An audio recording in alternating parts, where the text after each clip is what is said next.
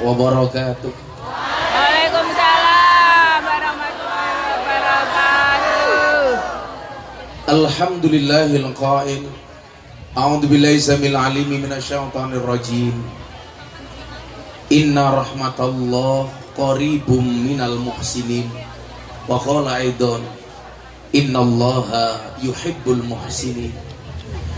Allahumma shalli wa sallim wa barik ala hadan nabiyil karim Sayyidina wa maulana Muhammadin wa ala alihi wa ashabil mujahidin at-tahirin. Rabbi shrah li sadri wa yassir li amri wahlul 'uqdatam min lisani yafqahu qawli, amma ba'du. Hadratal muhtaramin, para masyayikh, para kiai, para alim, segenap jajaran Tanfidiyah dan Syuriah, pengurus cabang istimewa Nahdlatul Ulama Taiwan, beserta para tokoh yang hadir yang saya muliakan, para pejabat yang berkenan hadir dari KDI yang saya hormati, segenap panitia penyelenggara peresmian Masjid An-Nur yang mudah-mudahan Allah ridho karenanya, dan Bapak Ibu, saudara-saudara sekalian, warga PMI yang berbahagia. Ada gajah makan semangka. Kembali berjumpa dengan Gus Miftah, Presiden para pendosa.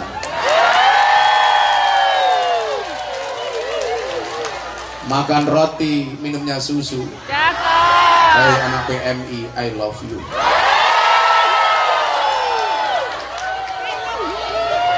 Itu Gus Miftah, I love you.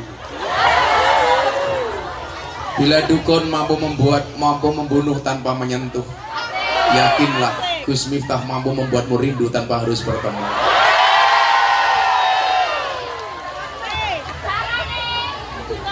Alhamdulillahirabbil alamin. Siang hari ini saya bisa sowan, walaupun agak berat, karena besok malam saya harus nyampe Pekalongan. Ada multaqo ulama dunia yang dihadiri ulama dari 64 negara. Kebetulan saya diminta jadi wakil ketua panitia. Ketua panitianya Pak Menhan Prabowo Subianto, yang buka Bapak Presiden Jokowi. Tapi karena rasa cinta saya kepada BMPMI, saya tinggalkan Pekalongan, saya datang ke terpencil di daerah Taiwan.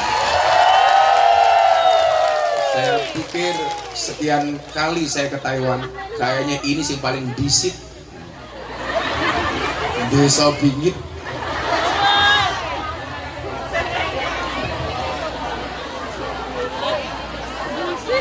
Bapak Ibu sekalian yang saya muliakan, beberapa hari yang lalu viral terkait ceramah saya tentang boleh tidaknya seorang perempuan itu bekerja. Foto saya, video saya dipotong, kemudian masuk di media sosial, di TikTok terutama, ramenya minta ampun. Saya dihujat, katanya Gus Miftah melarang perempuan bekerja. Yakinlah itu video hanya potongan dan editan. Saya sampaikan apa? Gus, boleh nggak perempuan bekerja? Saya bilang khusus untuk istri saya haramkan, bukan untuk orang lain. Kenapa saya mengharamkan istri saya bekerja? Prinsipnya sederhana. Istri itu dinafkahi tiap hari saja masih berani sama suami, apalagi punya pendapatan sendiri.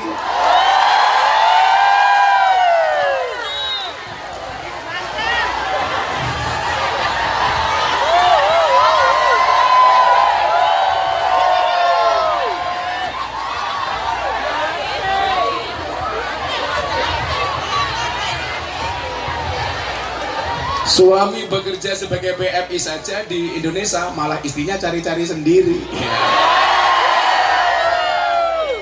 Cuman saya bilang, kalau kemudian keadaan memaksa seorang istri harus bekerja, maafi muskilah, tidak ada masalah. Apa yang saya jadikan dasar kenapa saya melarang istri saya bekerja? Nabi Muhammad SAW itu membagi tugas antara Sayyidina Ali dengan Siti Fatimah Az-Zahra. Bagaimana pembagian tugasnya? Qada Rasulullah sallallahu alaihi wasallam ala ibnatihi Fatimah bi khidmatil bait wa qada ali bima kana kharijam minal bait. Siti Fatimah mengurus urusan dalam rumah, sementara Sayyidina Ali mengurus urusan di luar rumah. Tapi ini nggak ada larangan para perempuan bekerja. Maka saya katakan, namanya hukum itu bisa diperlakukan suami kepada istri. Kenapa? Karena laki-laki itu imam. Maka dulu begitu saya menikah dengan istri saya bilang, cukuplah kamu menjadi tulang rusukku, biarkan aku menjadi tulang punggungmu. Kenapa mas? Karena laki-laki itu tulang punggung, bukan tulang.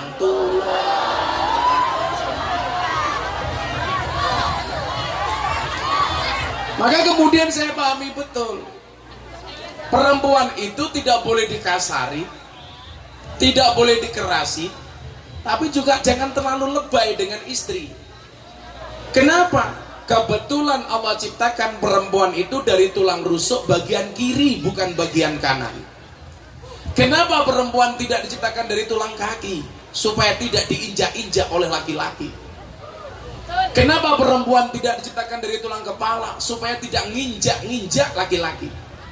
Tapi perempuan diciptakan dari tulang rusuk bagian kiri yang dekat dengan jantung dan hati. Kenapa? Karena pada dasarnya perempuan itu suka disayangi dan suka dicintai. Tapi kemudian apa? Bahwa banyak laki-laki ini kemudian terjerumus kepada persoalan perasaan. Padahal Allah takdirkan laki-laki itu besar akalnya, perempuan besar hatinya. Artinya apa? Laki-laki harus banyak menggunakan logikanya, perempuan banyak menggunakan perasaannya. Maka saya bilang, soal penampilan fisik, perempuan itu jauh lebih bohong dibandingkan laki-laki. Persoalan fisik. Tapi persoalan hati, laki-laki lebih banyak bohong dibandingkan perempuan.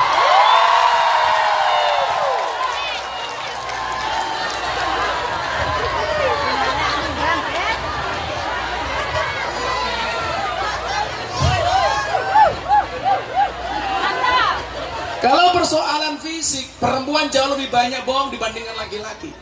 Makanya saya banyak gagal paham kalau melihat wajahnya perempuan. Hampir saya nggak bisa membedakan ini wajah apa papan karambol.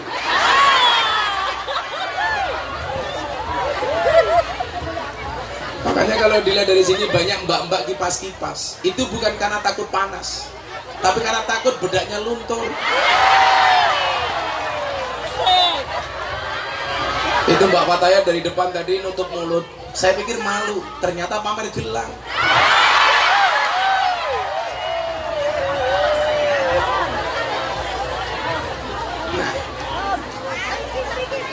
Inilah alasan kenapa laki-laki sampai harus bekerja di Taiwan. Karena mereka sadar diri bahwa mereka adalah tulang punggung bagi istri. Bagaimana keadaannya ketika seorang perempuan bekerja? Ada solusi. Dalam surat An-Nahl ayat 97, Allah jelaskan, "Man amila shalihan min dzakarin aw unsa." Barang siapa bekerja dengan baik, beramal soleh, baik laki-laki maupun perempuan. Itu artinya apa? Perempuan boleh bekerja selama dia sadar diri, sadar posisi. Laki-laki beda mbak, sadar diri, sadar posisi, sadar rai. Laki-laki harus paham, bagi perempuan bagaimanapun rekening nomor siji. Makanya cowok good rekening tetap lebih menarik dibandingkan cowok yang good looking. Hurra masalah. Makanya mas-mas, tutuplah wajah burukmu dengan bagusnya rekeningmu. Sing cilaka wis merongos ra duwe duit aja.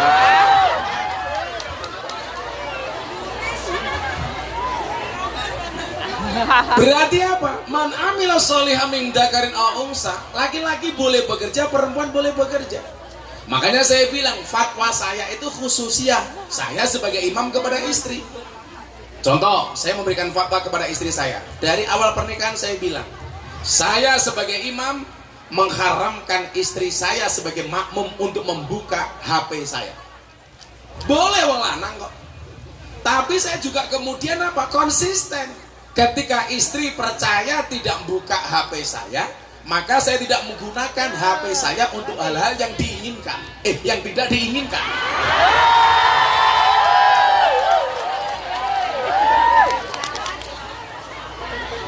Sengaja goblok gitu.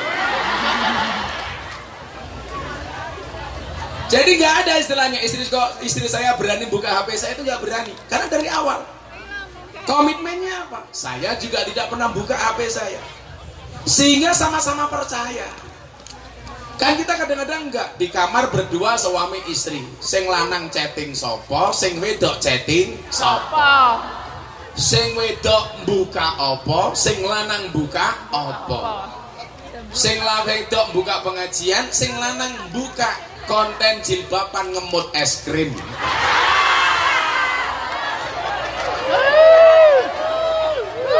Aku yuk pas delok soalnya itu. Karena saya ditanya, disuruh komentar apa pendapat Gus Miftah. Kan nggak mungkin saya bisa berpendapat kalau saya tidak melihat video aslinya. Makanya saya selalu berprinsip, gunakanlah waktumu sebaik mungkin. Kenapa? Karena sedetik saja berharga, apalagi 19 detik.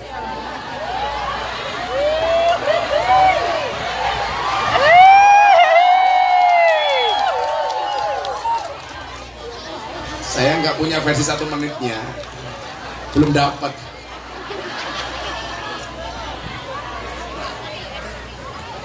Kalau an-nakhl ini sebagai patokan, berarti perempuan boleh untuk bekerja, nggak ada masalah. Selama kamu sadar posisimu sebagai seorang perempuan. Perempuan boleh bekerja, boleh mempunyai penghasilan bahkan lebih besar dibandingkan suami.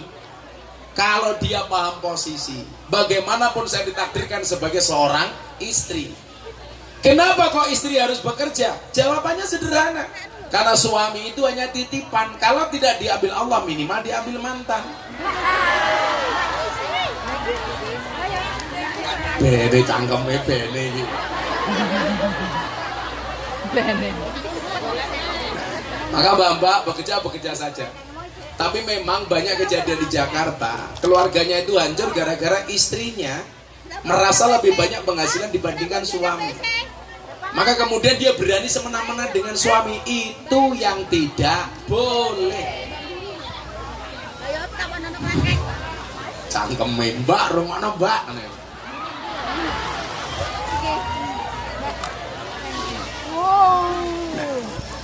Karena memang apa?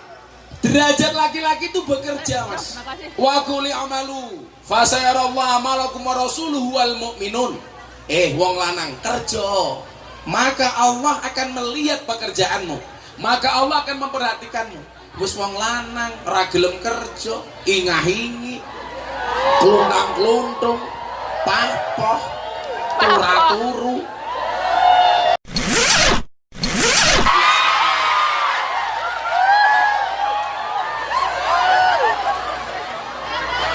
Kerja semampu mungkin. Maka kita diingatkan oleh Nabi Daud. Nabi Daud itu nabi yang kaya, Mas. Dia itu bapaknya Nabi Sulaiman. Kemudian Sulaiman menjelma sebagai nabi terkaya. Sampai kunci gudangnya Sulaiman itu hanya mampu diangkut oleh 90 kuda terbaik. Saking banyaknya gudangnya Sulaiman. Tapi yang perlu Anda tahu apa? Kunci gembok bukan gemboke. Kuncinya itu nggak mampu diangkat 90 kuda terbaik. Nabi Sulaiman itu saking kayanya, Ratu Bilqis mau nyuap emas berlian ditolak. Tapi sebaliknya, ketika dikasih ucapan terima kasih sama semut, atas tidak diinjaknya semut oleh Nabi Sulaiman diterima sama Sulaiman. Yang pengen saya sampaikan bukan itu. Beliau duduk di depan masjid setelah sholat duhur bersama orang miskin. Beliau katakan apa? Miskinun yujalisu miskinan. Orang miskin duduk dengan orang miskin. Orang miskin ini bertanya, Sulaiman, Anda itu raja, kaya. Kenapa Anda mengatakan orang miskin duduk dengan orang miskin? Apa jawaban Sulaiman? Saya tidak pernah makan uang kerajaan. Saya tidak pernah makan uang negara. Dan saya hanya makan dari hasil jerih payah tangan saya sendiri. Demikian juga Nabi Daud. Wa inna nabiyallah Daud alaihissalam kana yakulu wa yasrabu bi amaliyati. dia hanya mau makan dan minum, tidak mau mengambil harta kerajaan, tetapi dia bekerja dengan tangannya sendiri. Maka saya bilang apa? Boleh orang itu jadi pejabat, syaratnya satu bagi saya. Kaya dulu jadi pejabat itu jauh lebih keren daripada jadi pejabat baru kaya. Orang pasti curiga. Makanya kalian di sini berbangga hati. Lebih baik tanganmu kotor, tetapi hasilnya bersih, daripada banyak orang tangannya bersih, hasilnya kotor. Betul? Betul. Makanya santai wae, tanganmu kasar kapalan tok. Besok hisapmu di akhirat ini nyantai. Kowe tangoni karo mun karena kene alam kubur, he PMI man rabbuka, jawaban kamu nanya. Langsung diyebok cangkemmu karo malaikat. Dier. Delalah gelundung. Malaikatnya bengok to, ganjel to. Arep diyebok meneh PMI bengok pelan-pelan Pak sopir. Ini besok jadi saksi. Tangan kamu yang berkapal itu akan jadi saksi bahwa tanggung jawab sebagai seorang laki-laki. Dikatakan qawwam. Qawwam itu tidak hanya imam, Mas. Qawwam itu artinya bertanggung jawab, nafkah lahir dan batin. Banyak orang yang kelebihan lahir kurang batin gak bagus. Banyak orang yang dikasih nafkah batin gak ada lahir juga gak bagus. Kerja terus ratau kelon yo rapi, kelon terus ratau kerja yo rapi. Kalau kalian di Taiwan kira-kira kerja terus atau kelon terus gak pernah kerja?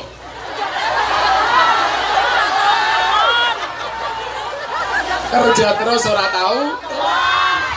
Istri kamu di Indonesia, istri kamu di Jawa, malam Jumat bikin status WA, malam sunah Rasul. Gek karo sapa, Cuk? Malam sunah Rasul kok ngendi?